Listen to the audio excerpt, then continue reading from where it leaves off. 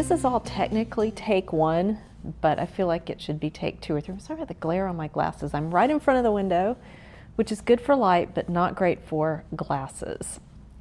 So how are you?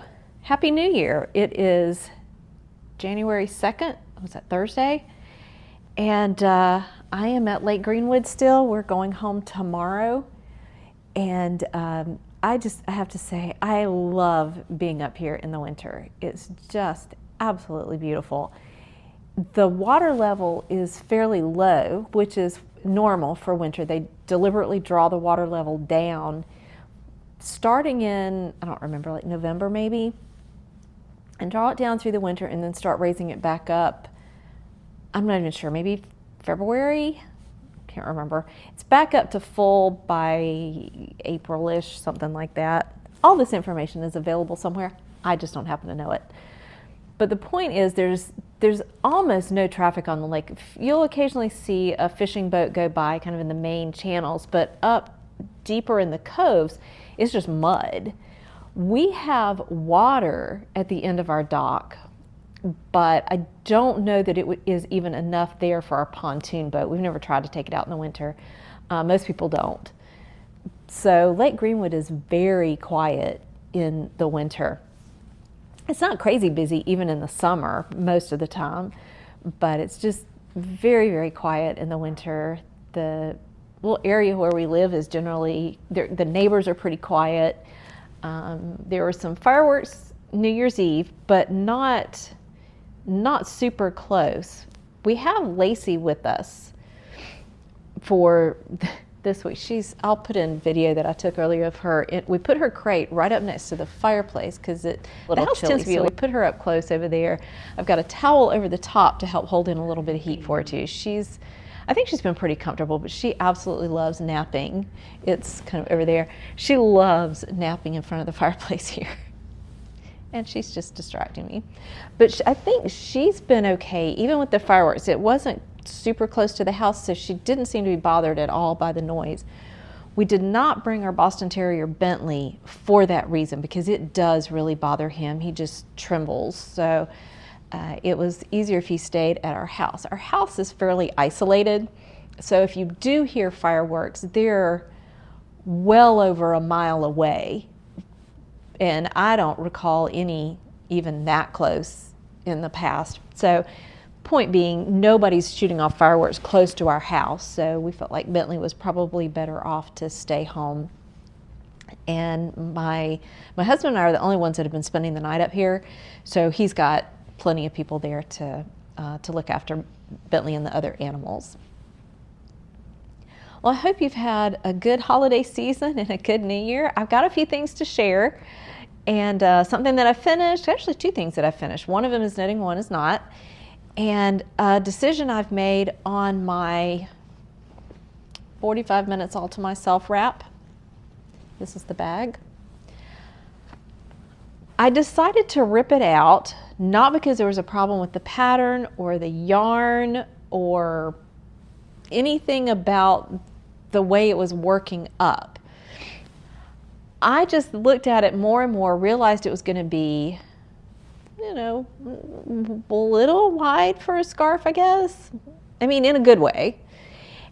And super long.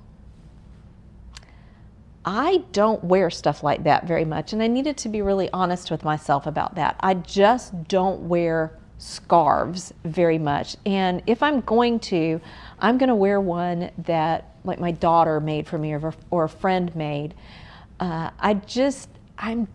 I like something that'll wrap around my shoulders. When I want something like that, I want something to wrap around me. So I ripped it out, and I found what's possibly the simplest pattern ever. Did I print it even? I don't even know if it's in here. Oh, yes it is. I think it's a free pattern. I'm pretty sure it was free. Oh yeah, the Convergence Wrap by somebody that I can't read. Shayna Billow, B-I-L-O-W, the Convergence Wrap. You see that? It is literally a giant rectangle of stockinette, And then when you finish, so you've got this rectangle, you will take one end and attach it to the side here. And it forms a poncho. That's it. So I ripped out, I've modified the actual pattern very, very slightly. And one thing I will show you that I did, and I changed my mind and refused to rip it back. Okay, so this is day one. It's just about 100, I think it's 100 stitches or something close to that. Cast on and just start knitting, stockinette. If I had it to do over, I might do something else, but this is the end. This is not going to be seamed, but it'll be adjacent to it. So maybe it would have helped to have a little bit of garter on this, but I think it's going to be okay. Because I'm not sure which end gets connected. I'm assuming the bind off end. It would work either way, right? So what I changed ever so slightly is I wasn't happy with straight up stockinette, and it's still curling, but I did a slip stitch edge. I started to do an actual I-cord edge where, you know, I'm essentially slipping the first 3 stitches on every row or something like that. What I decided to do was slip the last stitch of each row, and it's got a little bit better, I think it's a little bit better edge that way. I just wasn't happy with how it was looking. The other thing I did is, you can kind of see right here, there's a white, couple of rows of white there. I did this just in stockinette to divide between the colors. I'm not real happy with that. It's okay, but I'm not happy with it. So what I did was to do a garter ridge, and I'm going to do a garter ridge between the rest. I'm not going to worry about this one being different. The only thing I might do is do another stockinette one when I get ready to do the last color, just so it's balanced. But anyway, so that's my little stockinette ridge. It looks like I'm continuing in the white, but it's actually I think it was the Bede colorway, and it's a mostly white colorway, so that's why it looks like that. But I have found that my favorite scrappy projects have a solid color. Even if it's just a couple of rows, I prefer them with a solid color in between. So I found, this was left over from something. Yeah, don't know. It was left over from a multicolor project, and it's just undyed yarn in the same fingering weight, same, I think it's the same fiber content. I'll check that. That would actually be a good thing to check. Yeah, 75-25 superwash nylon. So it's the same fiber content, same weight. And yeah, I'm going to put that between each color, just a garter ridge.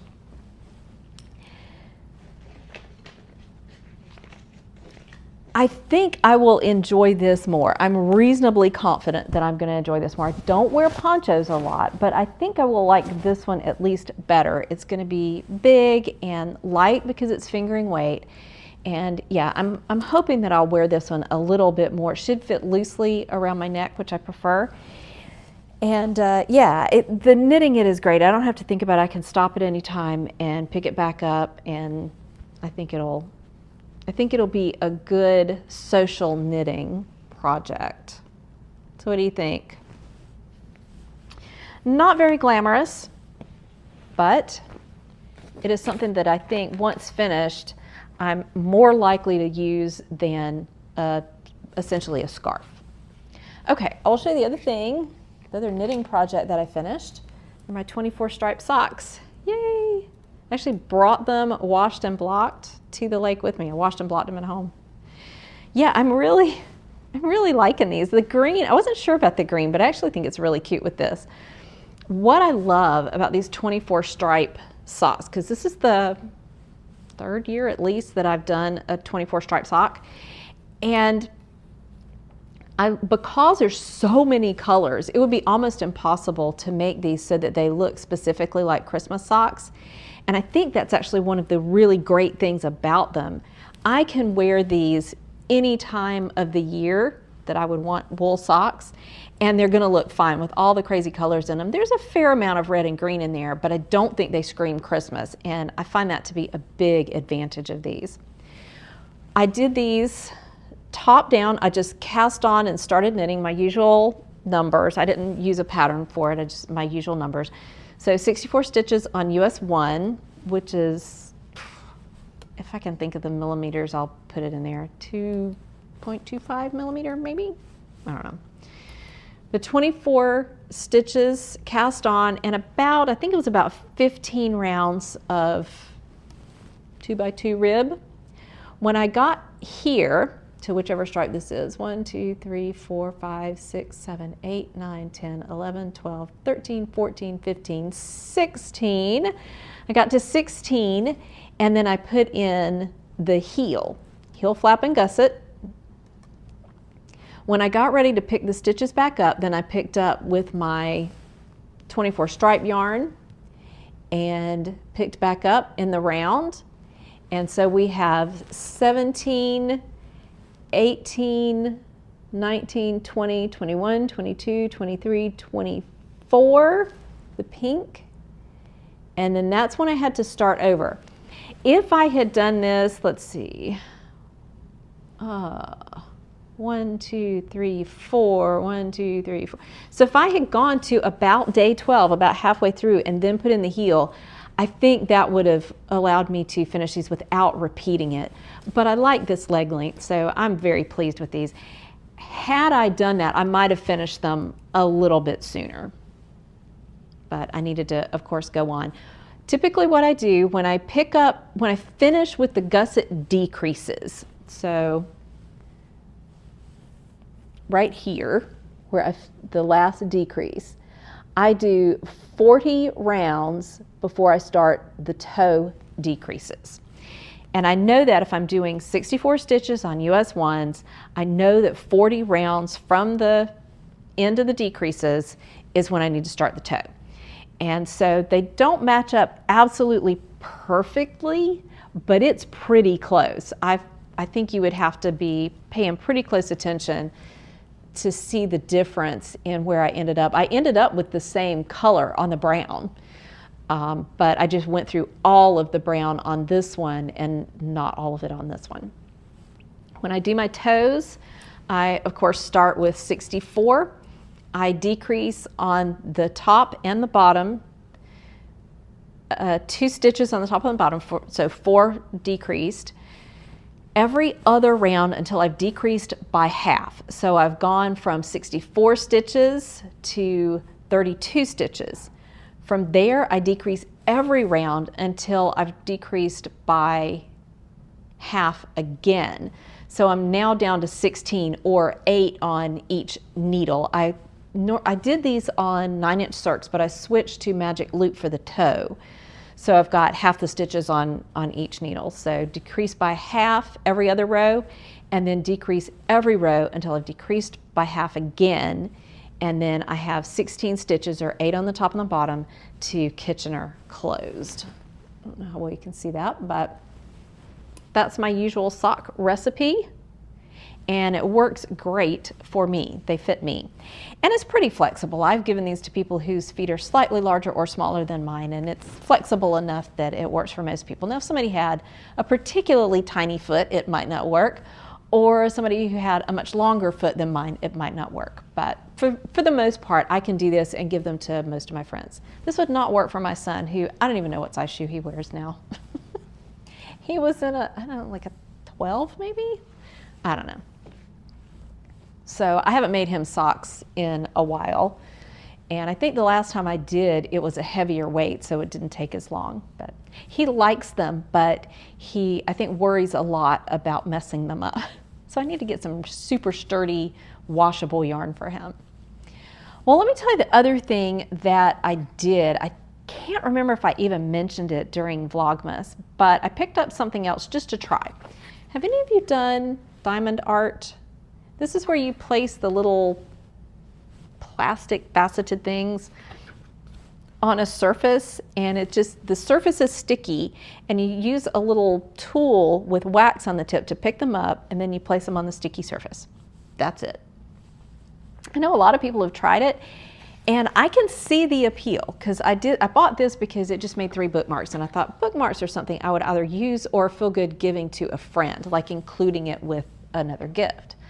So I thought, at least I'm not making something that I'll never want to do anything with. So that's what I did this morning. I made one of these, and I don't know if I can get it to catch the light and sparkle, maybe a little bit, but you can kind of see that it sparkles. They're faceted little, oh, that's better. They're just little plastic, they call them diamonds or drills. It was pretty fun. It took me a while, but it's the first time I'd ever done it, so it makes sense that it would take me a little bit longer. But that included watching a video of somebody helping an absolute beginner, which is me. I'll try to find the video and post it in the box below in case you are interested. While it was kind of fun to do, I can see why people enjoy it. This is just, it's not something that I think I would, like artwork I would display in my house. It just doesn't appeal to my taste. But for something like a bookmark, it was really fun. And this is a plastic, it's a fairly heavy plastic bookmark, so it feels really sturdy. And I think that would be kind of a nice gift if you were giving a friend a book, or one of the things I did for friends this year was like, I think it was a lotion and some fuzzy socks, just store-bought socks. And so including a bookmark and something like that I think would be really fun. There might be other things that people do. I'm not really sure. Is this something you would put onto things? I can't imagine that would work on like a mug or something, because it would be impossible to wash and get clean. But I don't know, a candle holder maybe? I don't know what you would have to have the ability to like have a sticky surface on it. So I'm brand new. If you know something about diamond art, let me know what things that other people do with it besides just framing it and putting it in your house. I'm really curious because, like I said, it's fun. It's just not something I could see myself wanting to display. It just doesn't appeal to me that way. But the craft itself was fun. I think that would be a fun thing to do if you were getting together with friends. I think that would be kind of a fun girls' lunch project, something small like a bookmark that you could finish in an hour or so. The tutorial I watched, the lady got she called it a canvas, but it was a sticky surface. You have to peel a thing back to work on it.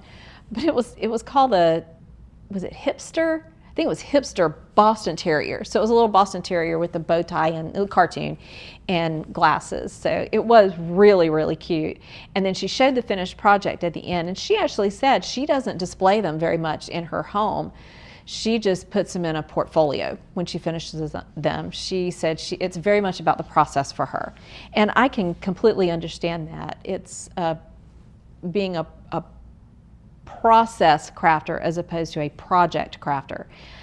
We've talked about this before, I think. I am a process spinner and a project knitter. So when I spin, it's all about the process. I sometimes use my hand spun, but I don't actually knit with my hand spun all that much. I just enjoy the process of spinning. When I knit, however, while I do enjoy the process, I choose projects based on whether I want the thing. So that was very much the 45 minutes wrap or scarf. I realized that while the process was pretty fun, I was enjoying seeing the different yarn colorways knit up into different patterns, that kind of thing. The process of making that was really fun, but I realized that I was not going to enjoy using or wearing the project all that much. So that was why I ripped it back. The process was fine. I just knew that I wasn't going to use it very much. The other thing is, when I'm doing something that's going to be a fairly large project, I need at least some of that to be fairly mindless just for me to get through it. I need something that I can take along with me. We have long drives when we go to church. We have a long drive. We're just going to dinner. A lot of times it's a long drive. The closest place we can get food is like a restaurant food. Well, actually that applies either way, doesn't it? the closest place we can go to a restaurant is about 5 miles. So if we go any further, and that's like the only one. Now, it's not like that takes us into a town with dozens of choices. That takes us to an area that I think there's 2 restaurants within a mile of that. Point being, I get a lot of card knitting time, but it's also time that I generally want to be able to listen. If my husband and I are talking, I need to be able to pay attention to him, at least the majority of the time. Every once in a while I can say, hang on, let me count this. But I want to be able to be social with my knitting. I like to take it along with me when we're going to church. If I'm not playing the piano, there are times, particularly our Wednesday night service, where I will knit during most of the message on Wednesday nights, the lesson on Wednesday nights, because it's a fairly casual setting. We're usually having dinner and people are up and down getting drinks and food and stuff. And but I don't want something that's going to be too distracting for me. It's kind of a toss-up if I'm listening to something, if I'm listening to an audio podcast or book, or if I'm watching a YouTube video or something like that. I don't mind so much if I get distracted because I can back up and listen to it again. But I like stuff that doesn't require a ton of concentration for at least part of it. I don't mind if some of it requires paying attention, but I like for a lot of it to just be something that doesn't require me to count and pay attention to more difficult stitches and that kind of thing. That's why this appealed to me, because this is just knit across and purl back pretty much, except for slipping that last stitch. And then when I change colors, I will be doing, apparently I knit a piece of myself into this. And the only other thing is when I change colors, it requires paying attention a little bit, but not much. And it's going to be fairly big, which I think will be nice and cozy. Well, I've been chattering away for 20-something minutes. I'm going to add in a couple of other video things just from around here. I'll put in some of me working on my little bookmark here, and a little bit of Lacey, kind of being her little Lacey. So she's just napping away. She is the most laid back dog when it's just me with her here. I'm shocked. She becomes a different dog when there are other dogs around, or if there are a lot of people, she tends to get wound up a bit. But when it's just us here, she's like, yeah, pet me a little bit. Okay, I'm gonna go take a nap. What in the world? All right, let me show you what I'm wearing. You've seen this on me before. My microphone's tugging on it a little bit. But this is the All the Love pullover, Hopi Locatelli. I wear this thing so much in the winter. It's amazing to me how much shaping there was for basically a oversized sweater. But that's why it looks good, because it's shaped where it needs to be and oversized and loose where it doesn't matter so much.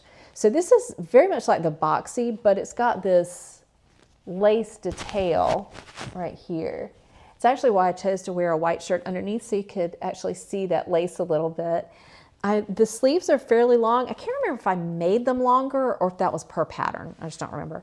But it's kind of nice if my hands are cold that I can pull these sleeves down. I could have even left a thumb hole in them, but I didn't. I was going to say something. Oh, the yarn. I think I've talked about this yarn before, but it's an alpaca blend, and it just has gorgeous drape. So it's made for a really, really nice, comfy, lightweight, but really comfortable and warm sweater. So I hope you all are doing well. I hope that you are having a good new year and that you have lots of creative plans for this year. I wish you all the best, and I hope to see you again pretty soon. I am having leftovers from New Year's from yesterday, so I've got collard greens, barbecue pork, or it's like slow cooked pork with barbecue sauce, and Hoppin' John, so black eyed peas with rice. Got a little bit of fruit, and I'm very happy that I have enough leftovers for this for lunch. It's just me and Lacey up here for the day, and I'm just gonna enjoy looking at the lake while I have lunch. Excuse me, that is not yours. Lacey, say hi. No, that's my lunch. That's my lunch. I am popping back in the afternoon because I just found out that a collaboration video I did just about the middle of December, the video has just dropped at Ratchet Up Your Art. I am a decluttering coach with Dana K. White of A Slob Comes Clean, and she organized collaborations with crafter YouTubers who wanted to work with a coach to declutter their space. And so it's a nice way to get started in the new year with cleaning and organizing and decluttering. And so I was paired up with Sheri of Ratchet Up Your Art, and we worked on a space in her craft room, and I just had a great time meeting her. So that video is up on her channel on Ratchet Up Your Art. And yeah, go check her out. I learned so much from just talking with her and chatting with her, but you can also see what I do in my other job, which is helping people declutter. I have been thinking about offering that. If any of you are willing to do a YouTube session, we'll just like on Zoom, and then I can edit and post a video of decluttering your craft space. I think that would be kind of a fun project. So if any of you are interested or you're willing to do that for YouTube, let me know and we'll talk about setting that up. I've never recorded a Zoom session for editing to YouTube, to post on YouTube. So it'd be a little bit of a learning curve for me too. But yeah, check it out. It was a lot of fun. And I would love for you to see it and to get an idea of what I do.